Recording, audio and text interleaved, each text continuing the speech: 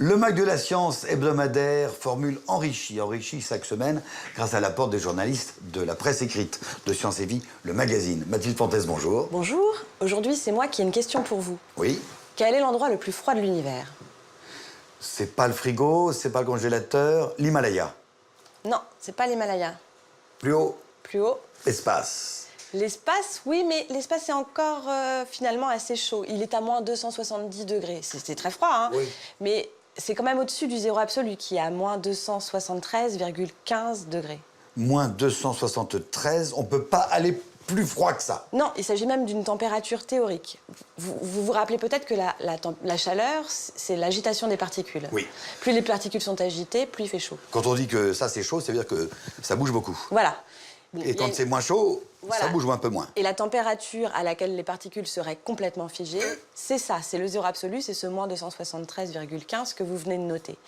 Alors, il est où actuellement ce 273, et quelques? Alors l'endroit où on s'en approche le plus, c'est dans les laboratoires de physique théorique sur Terre, où on refroidit des petits nuages d'atomes pour atteindre des températures très proches de ce zéro absolu. Mais on espère le faire ailleurs.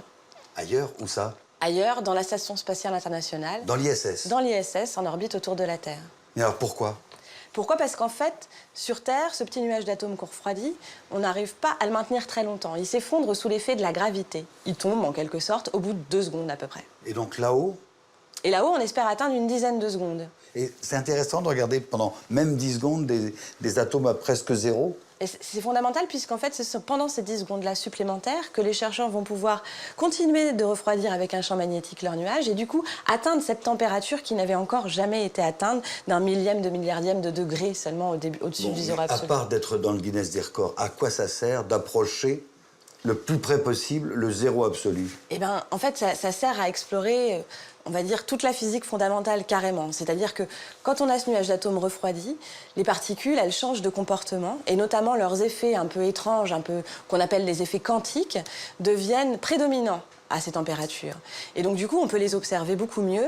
Et notamment, par exemple, les chercheurs espèrent pouvoir observer dans l'espace l'impact de la gravitation sur les particules. On sait que les physiciens manquent d'une théorie qui pourrait décrire la gravitation à l'échelle des particules. Ils espèrent pouvoir y arriver en observant ce petit nuage ultra refroidi dans l'espace.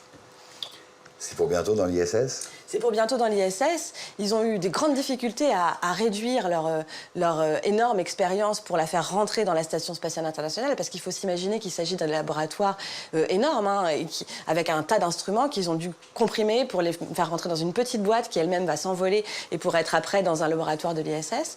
Mais ils disent qu'ils sont prêts. Dans quelques semaines, normalement, ça doit partir. Et après, on partira pour plusieurs années d'expérimentation dans l'ISS. L'émission se termine déjà. Mathilde, on compte sur vous dès qu'il y a du nouveau. Vous reviendrez nous voir.